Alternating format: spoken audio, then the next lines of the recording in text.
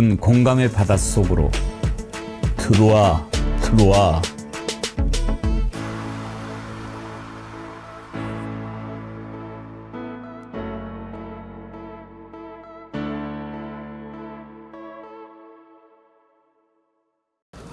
목요일 오후 4시 여러분과 공감의 깊은 바닷속에서 만나는 시간입니다.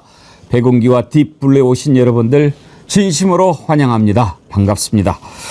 오늘은 먼저 정치권의 최대 화두, 정치권을 강타하고 있는 계엄에 대해서 여러분과 함께 생각해보는 시간 갖겠습니다. 계엄, 과연 괴담일까요?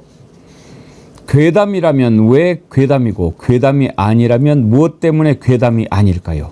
한번 생각해 보겠습니다.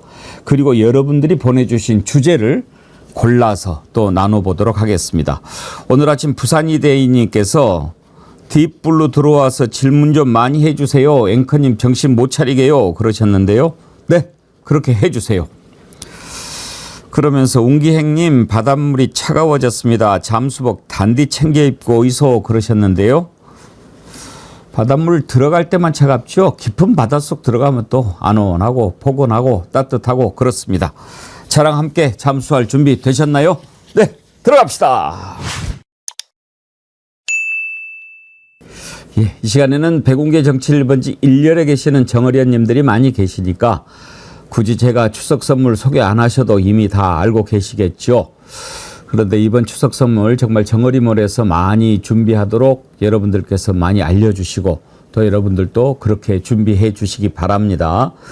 특히 이번에 소개해드리는 언양불고기는 정말 최고 히트 상품이었고 샤인머스켓도 아주 가성비가 좋습니다.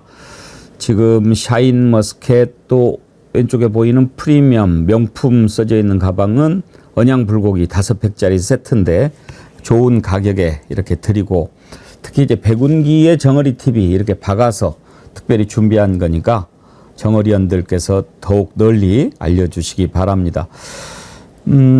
이번에 특별히 이제 정어리몰에서 준비했던 게 이치양명 침향단 그리고 언양불고기 나주배 호주 안심꽃살인데 그 품절 됐고 샤인머스켓 이렇게 돼 있는데 전부 다 아주 손색이 없는 그런 상품이니까요. 여러분들께서 많이 구매하시고 또 추천해 주시면 좋겠습니다. 오늘 주제는 요즘 정치권의 최대 화두죠. 계엄에 관해서 한번 생각을 해 보려고 합니다. 우리가 궁금한 것은 정말로 계엄을 할까? 왜 이런 얘기가 나왔을까? 그걸 알아야 우리가 어떻게 또 마음의 대비를 할지 생각해 보지 않겠습니까? 계엄이 괴담이냐? 괴담 맞습니다. 그런데 그 괴담이라고 하는 게 뭐 후쿠시마 오염수 괴담 뭐 이런저런 뭐 지금 뭐 광우병 괴담 그런 차원의 괴담이 아니고 계엄이 어떤 건 줄 아십니까? 이 계엄이 보통 뭐 어마어마한 게 아닙니다. 지금 우리 정어리언들은 연세가 있으신 분들도 많고 또 젊은 분도 계시지만 계엄을 저는 겪어봤습니다. 마지막으로 계엄이 발동된 게 1979년 10월이었죠. 그 뒤로는 지금까지 계엄이 없었는데 그때 당시 부마 사태 또 5.18 이런 게 이제 일어나서 전두환 정권이 들어서지 않았습니까? 그 전에 이제 박정희 유신 독재의 종말이 어떻게 왔는지 우리가 생각해 볼 필요가 있습니다. 부마 항쟁이 일어났는데 그때 그 부마 항쟁을 두고 차지철 경호실장과 김재규 정보부 장관의 갈등이 확 드러난 거죠. 그러니까 박정희가 왜 김재규에게 살해됐는가를 보려면 단순히 그것만이 아니었죠. 그 전부터 권력 다툼이 있었어요. 차지철이 얼마나 대단했는지 오전에 정치 1번지 들으셨던 분들 조국 대표가 한 얘기 기억하시겠지만 그때 차지철은 뭐 그야말로 2인자였습니다. 그 전에는 박정희 때 가장 권력이 셌던 사람이 중앙정보부장이었죠. 근데 박종규가 경호실장을 잘 했는데 1984년 8월 15일 유경수 여사가 문세광 총탄에 맞아서 쓰러지면서 그 책임을 묻고 이제 차지철로 바뀝니다. 그런데 차지철과 김재규 중앙정보부 장관의 계속 갈등과 알력이 있었는데 그 알력이 딱 드러난 게 이제 부마 항쟁이었습니다. 부마 항쟁이 일어나서 진압을 하는 과정에서 충돌이 있었고 그래서 이제 흉흉하니까 김재규가 계속 이대로 가면은 곤란하다라고 했는데 차지철이가 땡거로 밀어버리면 되지 무슨 개소리야 이렇게 밀어붙인 겁니다. 그게 부마 항쟁으로 인해서 계엄령이 내려진 상황에서 일어났던 일입니다. 그래서 차지철과 김재규 그리고 이제 김계원 비서실장 이렇게 박정희가 모여가지고 저녁에 술을 마시는 자리에서 우리가 뭐 잘 아는 그 궁정동 뭐죠? 뭐 그 영화에서도 이렇게 잘 나오는 것처럼 술자리에서 이미 이제 김재규는 박정희 대통령을 시해하려고 마음을 먹고 있었고 그 자리에서 차지철이 또 도발하죠. 똑바로 해야지 말이야. 제대로 그거 하나도 못하고 정보부장이 이렇게 하니까 결국은 이제 뚜껑도 열리고 그래서 이런 버러지 같은 놈하고 정치를 하니까 되겠습니까 하고 차지철을 먼저 쏘고 그다음에 박정희를 쏜 거지요. 계엄이 일어나면 모든 것이 다 중단이 됩니다. 우리가 대통령 탄핵을 헌정 중단 사태라고 하는데 계엄도 헌정 중단입니다. 헌법이 보장하고 있는 가장 기본적인 자유가 있지 않습니까? 흔히 네 가지를 이야기합니다. 언론, 출판, 집회, 결사의 자유. 이 자유가 다 제한이 됩니다. 모든 것을 다 군인이 맡아서 하게 되는 것이 계엄입니다. 그렇게 되니까 모든 자유가 다 제한이 되는 거죠. 그때부터는 뭘 하고 싶어도 할 수가 없는 겁니다. 그리고 시내 곳곳에 탱크가 서 있고 군인들이 총을 들고 서 있습니다. 그때부터는 마음대로 영장도 없이 사람 체포하고 잡아가두고 막 그렇게 하는 겁니다. 물론 경비계엄, 비상계엄 이렇게 나누기도 하지만 이제 비상계엄 사태가 되면은 그렇게 되는 거죠. 이 계엄 선포권을 헌법상 대통령이 갖게 돼 있습니다. 그런데 아무 때나 계엄을 선포할 수는 없죠. 전시, 사변 또는 이에 준하는 비상사태 이게 발생이 됐을 때 군사상의 필요에 응하거나 공공의 안녕 질서를 유지할 필요가 있을 때 계엄을 선포할 수 있다. 이렇게 돼 있는 겁니다. 그래서 그때 당시를 잠깐 더 돌아보면 그 계엄이 선포됐을 때는 일단 치안도 다 군으로 넘어갑니다. 그러니까 군대 세상이 되는 겁니다. 군인이 그냥 나라를 통치하는 거예요. 그때 당시에는 군사정부니까 얼마나 더 심했겠습니까? 제 기억에 경찰서장이 중령인가? 소령인가? 이렇게 와서 경찰서장을 대신해요. 그리고 파출소장은 위관급도 아니고 뭐 하사관급이 했던가 막 그랬어요. 그러니까 완전히 모든 계급을 다 군이 장악하고 치안까지 하기 때문에 계엄이 선포되면 이제 딱 쉽게 생각하면 이렇습니다. 모든 것을 다 마음대로 할 수 있으니까 지금 우리가 이렇게 방송을 통해서 윤석열 비판하는 거 그때는 어떻게 되겠습니까? 택도 없죠. 바로 잡아가고 뭐 그렇게 되는 겁니다. 그래서 저는 구체적인 것을 떠나서 무지하게 하고 싶을 거다. 그렇게 생각합니다. 안 그러겠습니까? 계엄해가지고 자기한테 듣기 싫은 소리 하는 놈들 또 김건희 욕하는 놈들 다 잡아다가 쳐놓고 싶겠죠. 자, 그렇다고 해서 계엄을 선포할 수 있느냐? 그건 안 되죠. 그런데 왜 그러면 계엄 얘기가 나왔을까? 그냥 나온 얘기가 아니고 그것도 이재명 대표가 지금 국회 다수당의 대표가 공식적으로 공개적으로 계엄 얘기를 했단 말이에요. 이건 그냥 간단한 문제가 아닙니다. 적어도 공당의 대표가 계엄을 얘기할 정도면 뭔가 근거가 있다고 봐야 합니다. 그러면 그 근거가 무엇일까? 그것은 과연 믿을 만한 것일까? 왜 꺼낸 것일까? 만약에 그렇게 된다면 어떻게 될까? 이런 것들을 오늘 한번 생각해 보자라고 하는 겁니다. 그래서 그것이 사실에 부합하면 지금 여권에서 주장하는 것처럼 뭐 후쿠시마 오염수 괴담, 광우병 괴담 이런 것처럼 그런 괴담이 아닐 것이고, 만약에 그게 믿을 만하고 근거가 있는 거라면 그러면 어떻게 대응을 해야 되는가, 그것을 생각해 보는 것이 순서 아니겠습니까? 그래서 오늘 그 주제를 잡아봤습니다. 어젠가요? 그젠가요? 주블리의 안보특강.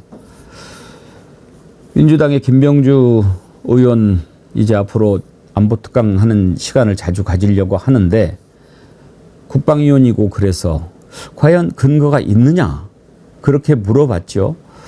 그랬더니 일단 처음에는 사람 쓰는 것을 보면 그런 준비가 이루어지고 있는 게 아닌가 하는 생각이 든다라고 하면서 계엄의 키맨을 얘기를 하더군요. 그것 때문에 계엄을 의심한단 말인가? 이건 약간 오바 아닌가 하는 생각을 할 수도 있는데 그 이야기를 들어보면 어떤 결론에 도달하는 단초가 될 수는 있습니다. 김병주 의원이 뭐라고 말했는지 한번 들어보실까요? 계엄을 선포를 건의하시는 분이 두 분 있어요. 그 선포 건의는 행안부 장관과 국방부 장관이 할 수가 있어요. 예. 선포 건의자의 두 명이 충항고잖아요. 행안부 장관도 예. 충항고고 국방부 장관 지명된 분도 충항고고. 그다음 계엄이 결심이 건의하면 국무회의를 거쳐서 대통령이 결심하면은 계엄이 바로 선포되는 거예요. 그러면 계엄 실시하는 주체 키맨이 있잖아요. 예. 실시의 키맨은 세 분이라고 봐요. 예. 국방부 장관과 계엄사령관, 그 다음에 합동수사본부장. 예. 예. 그럼 여기에 세 명 중에 두 명이 충항고로 채워지는 거죠. 국방부 장관이 충항고고, 예. 합동수사본부장은 방첩사령관이 합니다. 방첩사령관도 충항고입니까? 충항고죠. 예. 그 다음에 이제 계엄사령관은 이제 육군총장으로 하든 누구를 하든 임명을 해요. 예. 그런데 합참차장도 지금 포스타로 얼마 전에 임명을 했잖아요. 전엔 쓰리스타였는데. 예. 그러니까 이런 구조적인 것들이 갖추어져 있는 거죠. 그러니까 다섯 분 있잖아요. 건의하는 주체 두 분도 충항고고, 실행의 주체 세 분 중에 두 분이 충항고고, 계엄사령관은 누구든지 임명하면 되는 거예요. 대통령이 합참의장으로 할지 육군총장으로 할지 포스타 중에 합참차장으로 할지 임명하면 되는 거거든요. 그럼 아주 위험한 구조로 되어 있죠. 지금 이제 김병주 의원의 발언을 들어보면 계엄을 만약에 대통령이 선포하려면 바로 할 수 있는 구조가 되어 있다. 그러면 구조가 되어 있다고 바로 계엄을 할 수 있느냐? 그건 좀 차원이 다른 문제입니다. 그런데 계엄을 하고 싶은 마음은 있을 거다 우리가 생각할 수 있지 않습니까? 그런데 계엄을 선포한다고 그럴 때 대통령이 만약에 계엄을 해야 되겠다, 선포해야 되겠다고 할 때 그 라인에 있는 사람들이 노 하면 그건 쉽지 않겠죠. 그런데 지금은 어떻게 돼 있습니까? 윤석열 대통령이 충암고등학교 출신인데 지금까지 이런 식으로 짜여진 적은 없었습니다. 자, 경찰을 움직이는 행안부 장관이 충암고, 군을 움직이는 국방부 장관이 충암고, 그리고 군에서 아주 중요한, 어쩌면 그동안에 따져보면 가장 요직이라고 할 수 있는 방첩사령관 충암고. 어떻게 이게 한 나라가 한 고등학교 동창회 조직이 돼버렸습니까? 그렇게 됐기 때문에 대통령이 맘만 먹으면 반대할 사람이 없다 이거예요. 오히려 지금 정진석 비서실장 같은 사람은 자신이 나서서 국회 개원식 가지 말라고 건의했다는 거 아닙니까? 대통령 심기를 살펴가지고 야 이거 그냥 계엄해야 되겠습니다라고 할 수도 있는 그런 사람들로 채워져 있다는 거죠. 지금 보십시오. 방첩사령관이라고 하는 자리가 지금 이제 이름이 계속 바뀌었는데 박정희 대통령이 살해됐을 당시에 그때 바로 합동수사본부장을 누가 했습니까? 전두환이 하지 않았습니까? 전두환의 그때 직책이 뭐였습니까? 보안사령관이었습니다. 지금 방첩사령관이 바로 그 보안사령관입니다. 그리고 그 보안사가 너무 이제 위세가 세가지고 그때 막 우스운 얘기가 보안사령관 했다가 그때 대통령까지 되지 않았습니까? 혹시 뭐 그때 당시 우스갯소리들 여러분들 웬만한 분들은 아실 거예요.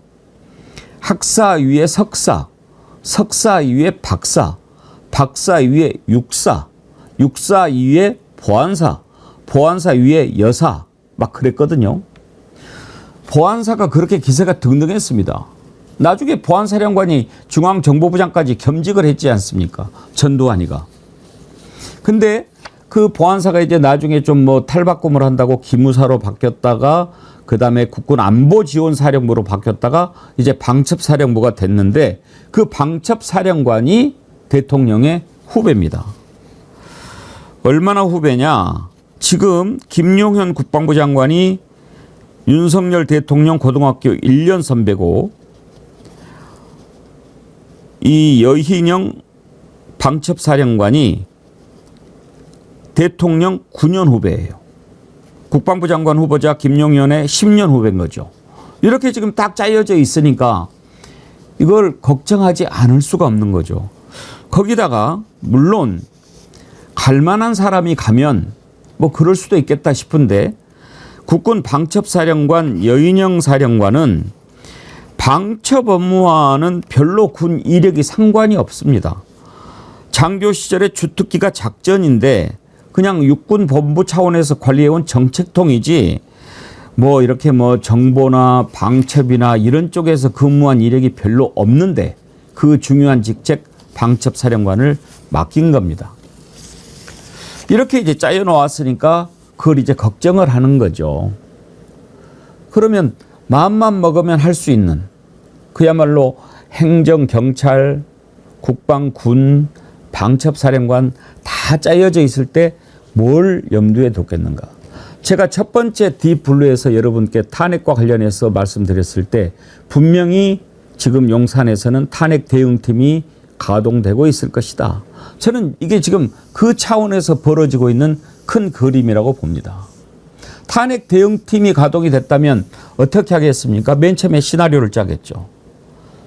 탄핵 시나리오를 먼저 짜지 않겠습니까? 어떻게 상황이 이루어지고 자 예를 들어서 몇 명의 이탈표가 나와가지고 국회에서 거부권도 무력화되는 상황이 오면 특검이 갈 거다. 최상병 특검이 통과가 돼서 특검이 실시되면 다 드러날 것이다. 그렇게 되면 국민들의 분노가 하늘을 찌를 것이고 당장 탄핵 집회 이런 게 열리고 시위가 확산되면서 엄청난 압박을 받게 될 것이다. 이렇게 돼서 결국은 물러나게 되는 순간이 오는데 어떻게 해서든지 그것은 막아야 되지 않겠냐. 이게 지금 기본 전제일 거고 그러면 어떻게 막아야 되겠느냐. 일단 탄핵까지 가지 않도록 어떻게 해서든지 특검법은 무력화시키고 또 달래고 협박하고 온갖 수단을 써서 헌법과 법률에 위반되는 사실을 드러나게 하는 것은 막고 그리고 이제 그것과 별개로 계속 막아도 국민들의 분노는 치솟을 거니까 무엇보다도 이제 폭염이 끝나고 선선한 가을이 오지 않습니까? 촛불을 들 시기가 다가오고 있다 이 말입니다. 그렇게 됐을 때 만약에 많은 시민들이 모이고 군중 집회가 열리고 시위대가 늘어나면 그때는 이것은 비상사태다라고 해서 계엄을 선포하고 여러 가지 자유를 제한하면서 압박에 들어갈 것이다. 여기에서 제가 한 가지 주목하는 것은 조현천 전 기무사령관의 급작스런 귀국과 석방 여기에 뭔가 지금 탄핵 대응팀의 연결고리는 있지 않을까 이런 생각해 봅니다. 그때 당시에 조현천 기무사령관이 뭐 이번에 뭐 왜 석방됐는지 뭐 그거 법원 탓해서 뭐 하겠습니까만은 이미 그때 당시에 만들었던 것은 확인이 되지 않았습니까? 그것은 팩트입니다. 다만 뭐 국가 변란 또는 전복을 위해서 쿠데타를 위해서 한 것은 아니고 그냥 뭐 이것저것 검토하는 차원에서 한 거니까 뭐 큰 문제가 안 된다라고 판단을 했지만 과연 그랬을까요? 박근혜 때 그 정도로 그냥 하고 말았을까요? 저는 그렇게 믿지 않습니다. 그래서 분명히 개헌 문건을 작성을 했을 거고 이번에 이제 대응팀이라든지 또는 용산에서 야, 그 친구 한번 불러가지고 어떻게 했는지 그리고 뭐 우리가 좀 풀어주면 되잖아. 이런 식으로 학습했을 수도 있지 않는가 그런 생각합니다. 전두환이 보안사령관을 했을 때 경호실장이 차재철이었습니다. 차재철과 전두환은 아주 막역한 사이였어요. 뭐 완전히 박정희가 5.16 쿠데타를 일으켰을 때 전두환이 육사 생도였는데 그 쿠데타를 찬양하고 뒷받침하는 육사 생도들의 시위를 주도한 게 전두환입니다. 얼마나 예뻤겠습니까? 그래서 그 뒤로 박정희가 계속 전두환을 챙겼고 차지철도 수시로 전두환을 불러서 챙기고 이뻐해주고 그렇게 했거든요. 경호실 차장이 아마 전두환 동생인가 뭐 그랬을 겁니다. 그런 관계였는데 대통령, 경호실장, 보안사령관 이것은 이제 대통령 박정희가 죽었을 때 상황이니까 좀 다르지만 그런 식으로 독재가 운영이 된 겁니다. 박근혜 때는요. 지금 이제 관계를 따져보는 겁니다. 박근혜 때 청와대 경호실장이 박흥렬이었는데 육사 28기고요. 기무사령관이 조현천 38기인데 이 두 사람에도 상당히 그 가까운 사이가 드러납니다. 그런데 지금과는 다른 게 박근혜는 육사 안 나왔잖아요. 동생은 나왔지만 그때는 그러니까 대통령은 따로 놔두고 그냥 경호실장 그때는 이제 경호처장이고 방첩사령관, 기무사령관이 가까웠고 그냥 통수권자 보호를 위해서 이렇게 계엄을 해서 국민의 군대를 동원하려고 했던 거지 지금처럼 이렇게 그냥 대통령과 일렬 정도로 쫙 서가지고 이렇게 돼 있는 사이까지는 아니었다 이 말입니다. 그러니 야당이 긴장하고 들여다볼 수밖에 없는 거죠. 자, 그러면 이제 적어도 지금 민주당이 이렇게 들고 일어나고 이재명 대표가 공식 석상에서 이야기할 정도까지 되려면 뭔가 근거가 있어야 되지 않겠느냐. 이게 우리의 자연스러운 의문 아닙니까? 제가 김병주 의원께 그걸 물어봤지요. 그 장면도 한번 보시죠. 계엄 얘기가 나오는 것과 관련해서 이거 하나는 꼭 여쭤보고 싶은데요. 그냥 나왔을 것 같지는 않고 박근혜 정부 때 일단 조현천 기무사령관이 뭐 이런 그 주도해서 작성한 것이 나왔지 않습니까? 지금 민주당에서 혹시 그와 관련해서 그런 움직임이나 문서나 어떤 근거가 될 만한 것을 확보한 게 있습니까? 그런 거는 뭐 이 자리에서 얘기하기는 뭐 하고요. 일단은 그렇게 이해해 주시면 좋겠어요. 지금 예. 인사 구조상 계엄에 대한 유혹을 받기가 쉽다. 그리고 현 정권은 계엄할 가능성이 높은 정권이다. 무지막지하게. 그러면 우리가 지금 아무 근거 없이 하는 얘기는 아니다. 이 정도는 말씀하실 수 있나요? 아니, 이런 구조도 근거가 되는 것이고요. 그동안 국방부 장관이 충안고가 아니고 했으니까 이런 문제 제기가 안 했는데 지금 라인업이 보십시오. 건의자 5명 중에 4명이 건의하는 2분은 다 충안고고 실시에 키맨 3명 중에 2명이 충안고니까 이런 것은 당연히 합리적인 의심이고 문제 제기가 되는 것이고 견제구를 또 날려야 되는 것이고요. 저 부분을 주목합니다. 제가 무슨 근거나 뭐 제보나 이런 게 있습니까? 라고 물어봤는데 없다고 얘기하지 않았습니다. 지금 어떻게 밝히느냐? 저는 있다고 봅니다. 그러니까 그때 당시 조현천 기무사령관의 계엄 문건도 입수가 돼서 문제를 제기했던 것 아닙니까? 이것도 맨 처음에 추미애 장관이 이야기를 했을 때 다들 미쳤냐 그랬어요. 근데 드러났잖아요, 사실로. 지금도 저는 뭔가 있다고 생각합니다. 김민석 최고위원이 토론하자라고 합니다. 저는 만약에 이걸 그래 지금 뭐 국민의힘이 막 큰소리 빵빵 치는데 토론하자 그러면 그 자리에서 까려고 하는 거 아닌가 그런 생각도 들거든요. 뭔가 없이 저렇게 할 수는 없다. 지금 지지율이 23% 아닙니까? 지지율이 20%대라고 하는 것은 이미 공무원들이 말을 듣지 않고 있다라고 하는 겁니다. 지금 누가 안 가려고 하잖아요. 장관을 시키고 싶어도. 이미 이제 다 민심이 떠났으니까. 이상한 놈들만 가는 거죠. 그러면 어떻게 되겠습니까? 이미 여기는 끝났다라고 생각하고 보안 유지가 안 됩니다. 다 나오게 돼 있습니다. 그러니까 서로가 서로를 못 믿는 상황이 되는 거죠. 그래서 이렇게 군 조직도 믿을 만한 놈들만 그래도 그냥 고등학교 선후배관이니까 그나마 믿을 만하다 이렇게 생각하지 않겠어요? 우리는 죽으나 사나 한 배다 이렇게 생각하겠죠. 그래도 상식적으로 적어도 국방부 장관 또 뭐 중요한 자리 이것은 사람들 중요한 사람들을 널리 인재를 뽑아서 맡겨야지 어떻게 그냥 고등학교 선후배로 다 채웁니까? 이건 말이 안 되죠. 거기에다가 국방부 장관이 있는데 또 그 중요한 사령관을 고등학교 이건 있을 수가 없는 겁니다. 그러니까 상식적이지 않은 대통령이 비상식적인 인사를 하는 것을 자는 원래 좀 그러니까라고 생각할 수도 있지만 다른 데도 아니고 군 관련 쪽을 이렇게 딱 잡아가지고 있다라고 했을 때 저거는 쿠데타 또는 뭔가 계엄 이거 준비용이 아닌가라고 생각할 수 있는데 결정적인 계엄 준비하고 있다라고 하는 제보나 문건이 민주당 쪽으로 흘러 들어왔을 가능성이 저는 매우 크다고 생각합니다. 그래서 이런 얘기가 나왔을 겁니다. 그러면 이제 여기에서 짚어볼 부분이 왜 지금 얘기를 했을까 하는 것 아니겠습니까? 그런 얘기를 미리 꺼낼 이유가 굳이 없을 수도 있는 거 아닙니까? 국민들이 불안해하는데 지금 여러 가지로 불안한 것이 한두 가지입니까? 그런데도 미리 꺼냈다. 그 이유가 뭘까요?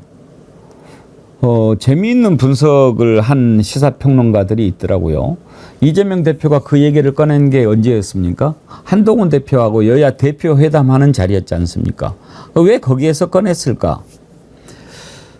저는 그렇게 봅니다. 모든 국민들이 다 주목하고 있는 이 상황에서 이걸 정식적으로 문제를 제기를 해야 이게 제대로 국민들이 경각심을 갖고 지켜볼 거다라고 하는 생각에서 꺼냈다고 보는데 또 다른 평론가들은 그건 한동훈이 너 핫바지다라고 하는 것을 보여주기 위해서 그랬던 카드라고 또 분석을 하더라고요. 그것도 그럴 수 있겠다 싶습니다. 왜냐하면 적어도 한동훈 여야 대표 만나면 뭐 이런저런 당 대표로서 얘기하고 윤석열 항상 지금 이재명 대표는 여야 영수회담을 하자고 하지 않습니까? 영수라는 건 뭐냐면 완전히 오나들끼리 회담인 거예요.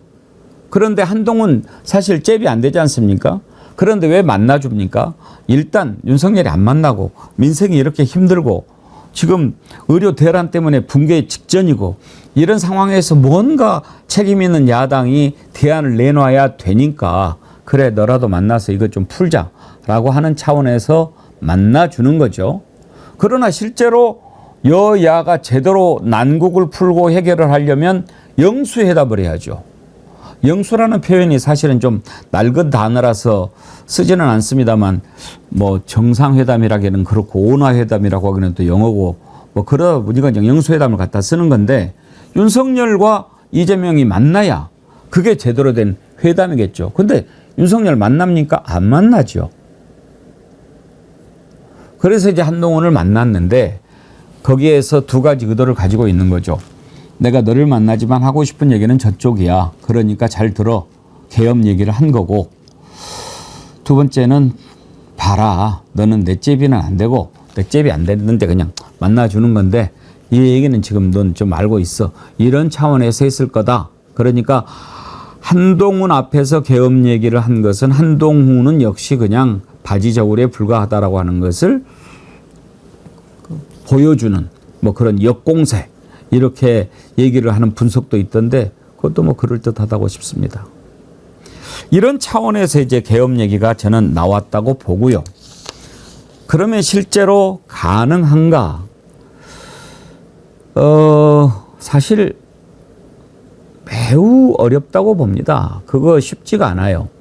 왜냐하면 여러 가지 뭐 지금 헌법에 물론 규정이 있습니다. 전시, 사변 또는 이에 준하는 국가 비상 사태 이게 전제가 돼야 되니까 전시도 아니고 사변도 아니고 그러면은 할 수가 없는 거죠. 뭐 그냥 그렇게 짜여져 있다고 막 할 수 있는 겁니까? 그렇게는 못하지요. 그리고 또 한 가지 대한민국 헌법 77조에 보면 만약에 계엄을 선포하면 대통령은 지체 없이 국회에 통고를 해야 되고 국회가 제적의원 과반수의 찬성으로 해제를 요구하면 대통령은 이를 해제하여야 한다. 이렇게 의무조항으로 돼 있습니다. 그러니까 지금 이렇게 야당이 다수를 차지하고 있는 상황에서 할 수가 없지만 이제 일부에서 걱정하는 사람들은 이렇게 할 때 이미 국회의원들 다 연행해놓고 할 거니까 국회를 아예 열지도 못하거나 과반수가 안 될 수도 있다라고 하는데 그건 너무 좀 국민을 무시하는 것이 아닐까 싶어요. 지금 190명인데 과반수면 150명 아닙니까? 40명 잡아 넣을 동안에 국민이 그냥 가만히 있겠습니까? 그래서 저는 실제로 계엄으로 이어지기에는 거의 불가능에 가깝다. 다만 무슨 일이 있을 경우를 대비해서 꼭 계엄이 아니라도 뭔가 윤석열 내외의 안전이 보장돼야 한다. 무슨 일이 있어도 우리는 살아야 된다. 이런 생각에서 일단은 믿을 만한 뭐 보디가드를 세워놓는다거나 믿을 만한 뭐 방범 시설을 해놔야 잠을 편안하게 잘 수 있는 졸부들처럼 경찰, 군 이런 쪽은 좀 내가 믿을 만한 놈으로 지켜놔야 세워놔야 내가 좀 잠잘 수 있지 않겠어? 두 다리 뻗고 그런 차원에서 했을 가능성이 큰데 그렇게 계엄까지도 생각할 정도로 이제 걱정을 하는 거지만 실제로 어려운 가장 큰 이유는 바로 우리 국민들이 두 눈 부릅뜨고 쳐다보고 있기 때문입니다. 그래서 실제로 이게 가기는 매우 어려울 겁니다. 그렇지만 여기에서 항상 단서가 붙죠. 어떤 짓을 저지를지 모르는 자니까. 그래서 계엄은 실제로는 매우 현실화되기는 어렵지만 무슨 짓을 저지를지 모를 자이기 때문에 우리가 제대로 알고 있어야 된다라고 하는 겁니다. 이제 여기에서 중요한 결론에 가까운 부분을 이야기를 하려고 합니다.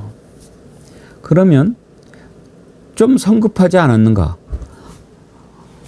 여기 윤석열 정부가 계엄 음모를 꾸몄던 증거가 있습니다. 이렇게 하는 것도 아니고 지금 뭐 제보가 딱 드러난 것도 없는데 공당의 대표가 공식 석상에서 이야기를 했다.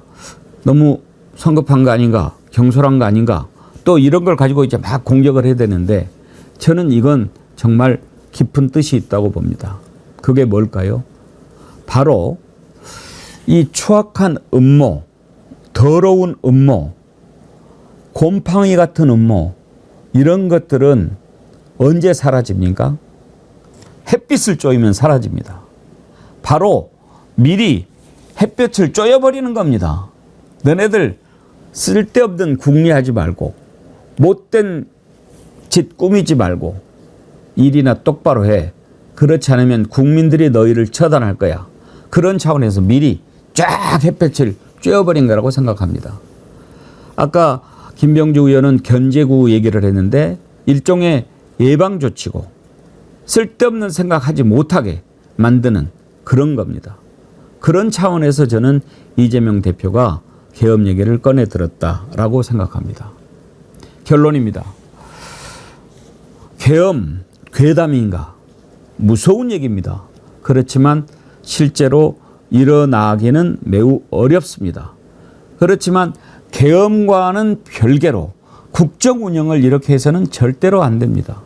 어떻게 경찰, 군 모든 것을 이렇게 장악하고 나라의 발전을 위해서 국무회의를 소집하고 그런 사람들을 널리 인재를 구해야 될 사람이 대통령인데 자기 동창들로 채워가지고 자기 안위만 신경 쓰는 이게 정상적인 국가라고 할 수가 있겠습니까?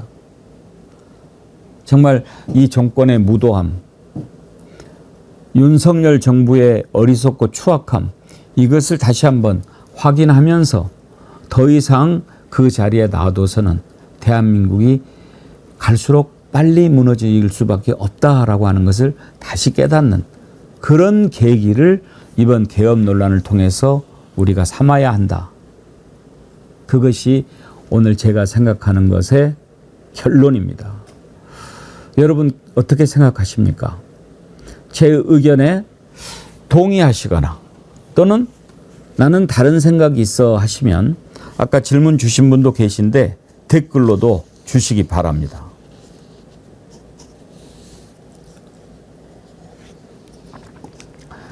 그러면 오늘 먼저 팬카페를 통해서 질문 주신 것을 한번 보도록 하겠습니다.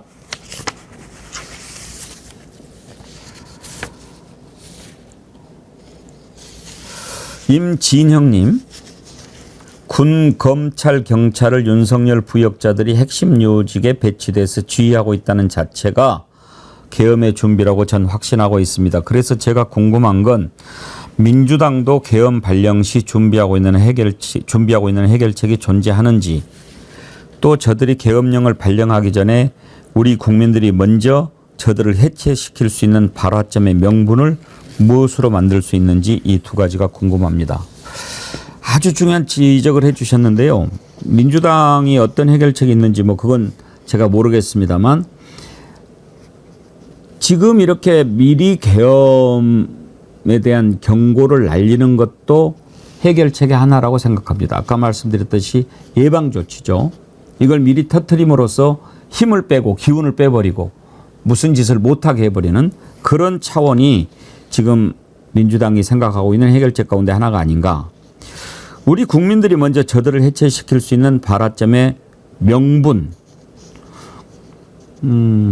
특검입니다. 특검이 반드시 통과가 돼야 합니다. 그러면 이제 10월 16일 날 또 네 군데에서 보궐선거가 있고 다음 지방선거까지 갈지 어떨지는 모르겠습니다만은 국민들이 무엇을 생각하고 있는지를 보여줄 기회가 있을 때마다 너희들은 안 돼, 너희들은 끝났어 하는 것을 계속 보여줘야 합니다. 그리고 우리들이 할 수 있는 것은 무엇인가 이걸 계속 보여줘야 합니다. 그거는 지금은 투표 이제 선거가 없기 때문에 선거로 보여줄 수 있는 것은 총선을 통해서 이제 끝났고 이 다음까지는 많이 멀지만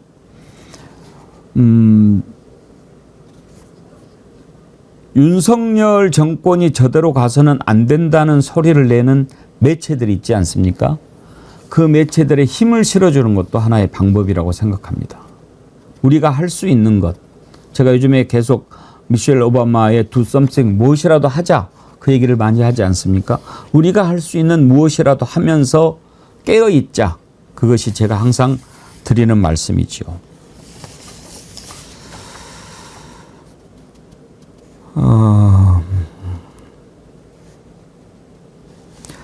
착한 악마님, 이거는 지금 방금 주제하고는 조금 다른 거니까 이따가 말씀드리기로 하고요. 또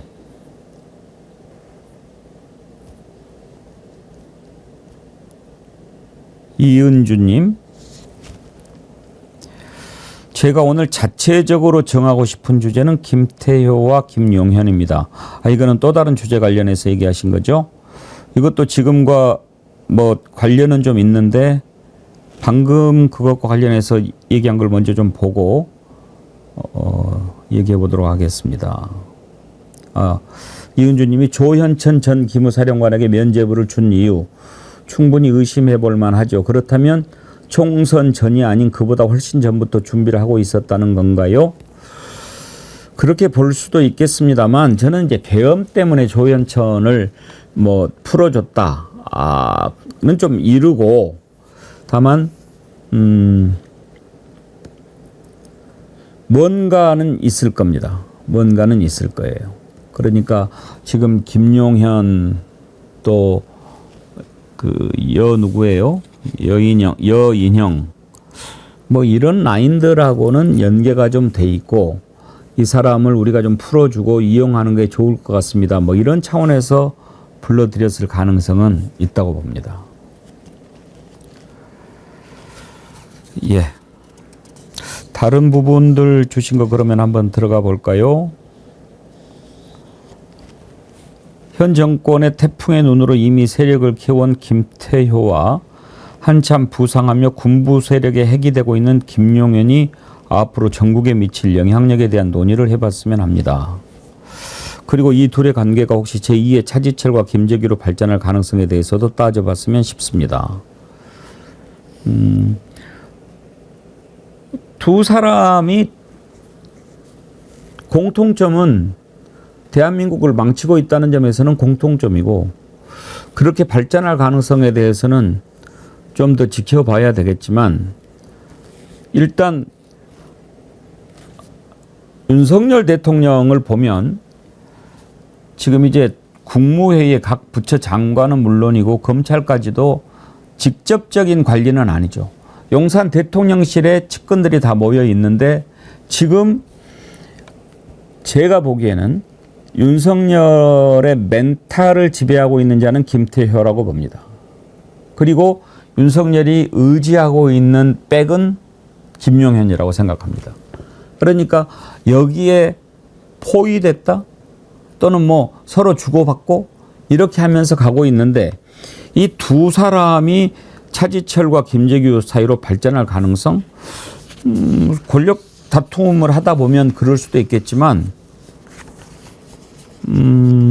그렇게 발전할 가능성은 그렇게 높지는 않다고 봅니다. 왜? 좀 다르잖아요. 하나는 그냥 총칼 휘두르는 사람이고 하나는 펜대로 장난질을 치는 사람인데 한 놈은 비겁한 놈이죠. 예. 이은주님이 질문을 많이 주셨네요. 윤석열을 가스라이팅하며 이미 국정에 깊게 개입해 있는 김태효와 최수근 상병 문제와 관련된 모든 문제를 좌지우지했다고 알려진 김용현을 국정농단과 직권남용으로 추후라도 단죄할 수 있는지에 대해서도 살펴봤으면 좋겠습니다. 이건 당연히 해야죠. 이건 뭐 반드시 해야 됩니다. 예. 그 다음 부산이대희님 1979년 10월 45년 전이네요. 부마 항쟁으로 부산에 계엄령 선포됐을 때 처음으로 최루탄의 매운맛을 봤던 어린 적 기억이 아련하게 납니다. 통금이 22시부터 새벽 4시까지여서 서둘러 귀가해야만 했던 기억도 통금에 걸려 잡히기라도 하면 남녀노소 불문 유치장에 잡혀 있어야 했습니다. 아시네요. 계엄을 만지작거리는 모양인데 만약 계엄령 선포한다면 국민을 향한 선전포고 아닌가요? 불길한 생각이 들기도 합니다. 부산이대희님은 뭐 질문이라기보다는 느낌을 나눠주신 건데요. 국민을 향한 선전포고죠. 그래서 우리 국민들이 그냥 있겠습니까? 예. 그리고 조형래님께서 전남 장흥 이장 통장 연합회가 단합 행사를 앞두고 배포한 기념 배지가 우길기 형상과 비슷하다는 지적이 나와서 모두 회수됐다. 우길기 닮은 배지 난 못 단다. 장흥 이장님들 발칵. 저는 대한민국 곳곳에서 일어나고 있는 이 문제 함께 생각해보자 합니다. 아, 그런 일이 있었대요? 전남에서 왜 그런데요? 좀 요즘에요. 날씨가 그래서 그런지 정신이 이상한 놈들이 많아요. 우리나라만 그런 것도 아니에요. 제가 어제 보니까 우크라이나 주 1대사가 야수꾼이 신사를 참배했던데 그거 진짜 정신 나간 놈이죠. 완전히. 아니 지금 러시아하고 싸우고 있잖아요. 우크라이나가. 그런데 그 우크라이나 대사라는 놈이 전범의 그 야수꾼이 신사를 참배해요? 그런 놈이 무슨 거기 대사로 가 있어요? 잘 됐네. 아주 오랜만에 우리나라 사람 아니고 외국 놈이니까 놈자 마음대로 해버리지. 그 미친놈이지. 미친놈. 예. 다른 질문 또 들어온 질문이 있습니까? 예.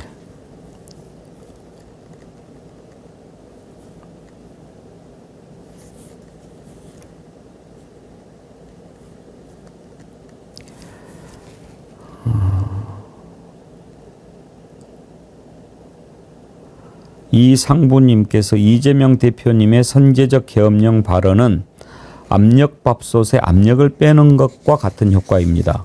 계엄의 위험성을 많은 국민이 알수록 계엄이란 폭발성의 압력을 낮춥니다. 정확하게 보셨습니다. 저하고 생각이 같습니다. 그런 차원에서 저는 얘기를 했다고 봅니다.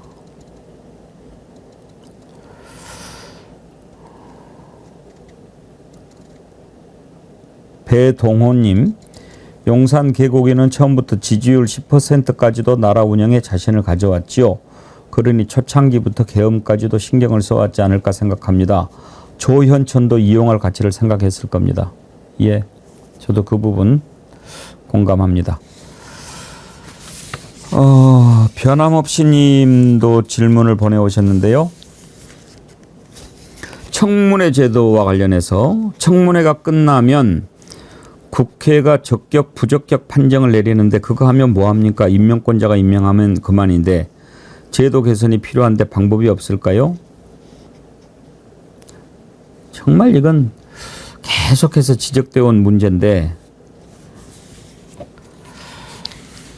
지금 현재는 방법이 없어요.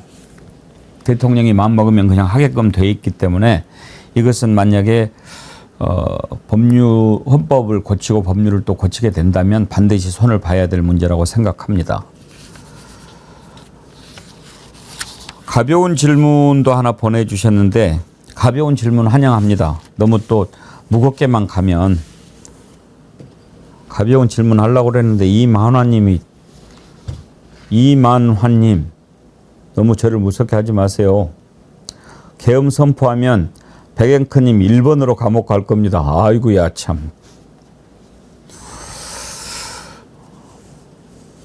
변함없이 님께서 가벼운 질문 보내주셨는데요. 최근에 보신 책 그리고 보신 영화 알려주시고 평도 들려주세요. 이거 보내셔가지고 제가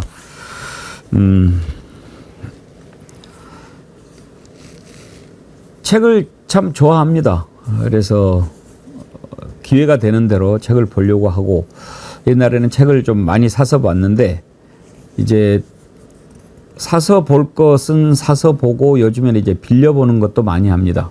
제가 정기적으로 공공도서관에 가서 책을 이렇게 빌려보고 되게 2주 정도 빌려주거든요.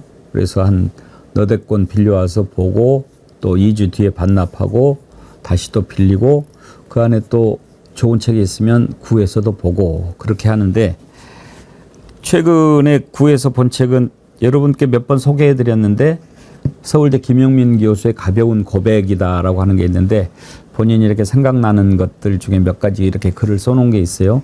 그런 것들이 참 좋아서 많이 봅니다. 즐겁게 봤습니다. 그리고 제가 책을 보는 방법 중에 한 가지를 좀 여러분께 간단히 소개해드리면 제가 이렇게 그 책을 보고 나서 좋은 구절을 이렇게 써놓는 노트가 있습니다. 여기에 이렇게 딱 써놓으면 상당히 나중에 다이제스트해서 볼 수 있고 또 내가 어떤 책을 봤는가 이런 느낌도 들 수 있고요. 이것 중에서 또 여러분과 함께 나누고 싶은 그런 부분이 있으면 이렇게 또 조그만 수첩에다가 옮겨 적습니다. 그래서 제가 가끔 이걸 보면서 여러분과 함께 나누기도 하는데 최근에 그 김영민 교수의 가벼운 고백은 사서 봤고 또 이렇게 도서관에서 빌려서 본 책 가운데 요즘엔 이렇게 그 우연히도 이제 음악과 관련된 책을 보게 됐는데 여러분도 책을 보시다 보면 그 책과 연관된 책을 또 좀 보게 되는 것도 있잖아요. 그러니까 뮤지컬 음악 감독 김문정 선생이 쓴 이토록 찬란한 어둠이다라는 책이 꽂혀서 이걸 보게 됐는데 또 거기에 자기의 또 스승 관련된 얘기도 나오고 또 그러다 보니까 피아니스트 백혜선 씨가 쓴 책도 읽게 되고 또 백혜선 씨가 추천해 준 스승의 러셀 셔먼이라는 분의 책도 읽게 되고 막 이렇게 이어지게 되거든요. 얘기 나온 김에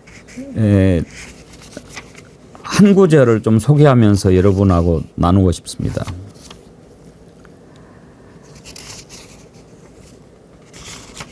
백혜선 선생이 이제 피아니스트예요. 아주 훌륭한. 근데 나는 좌절의 스페셜리스트입니다. 라는 제목의 책이 있는데요.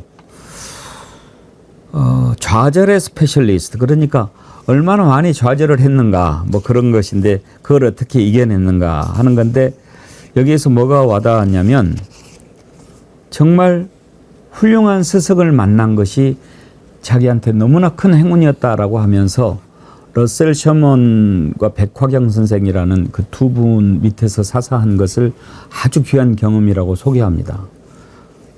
그러면서 그 자기의 스승 러셀 셔먼이 참된 스승의 상을 보여주었다고 하면서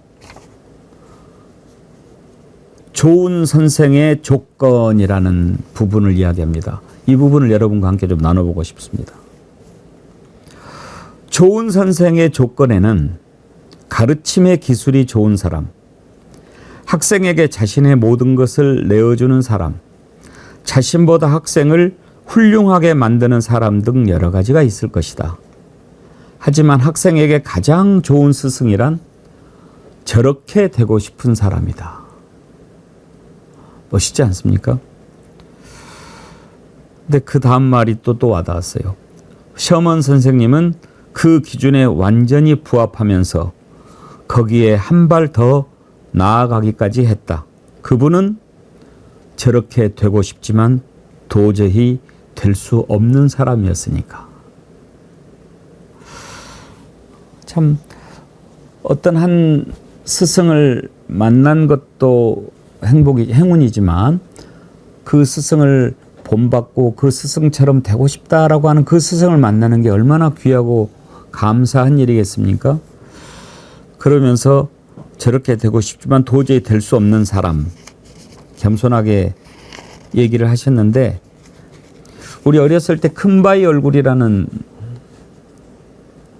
나다나엘 호돈의 소설 기억나지 않습니까?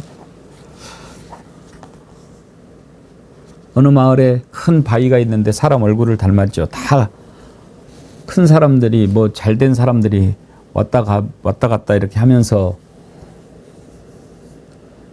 올 때마다 저 사람이 큰 바위 얼굴이다라고 하지만 다 아니었죠. 맨 마지막에 바로 그 어니스트가 가장 큰 바위 얼굴을 닮았다 하는 것처럼 그런 큰 스승을 만나는 것도 행운이고 또 그 스승 닮아가려고 노력하는 것 아름다운 것이다.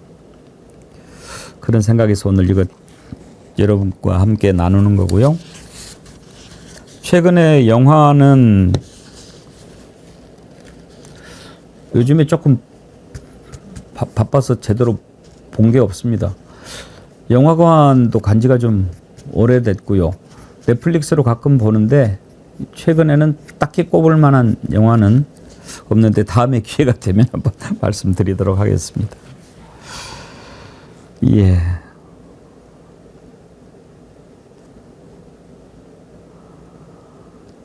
좋은 책을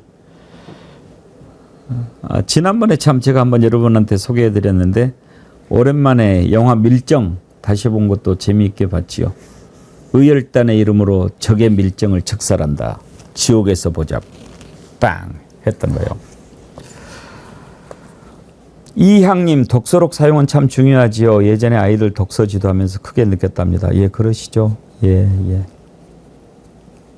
부산이대희님은 참 댓글을 참 촌철살이 잘 쓰세요. 아까 이만화님이 내 일본으로 감옥 갈 거라고 그러니까 부산이대희님이 46만 정어리 속으로 숨어요. 안 보이게 감싸드릴게요. 예, 감사합니다.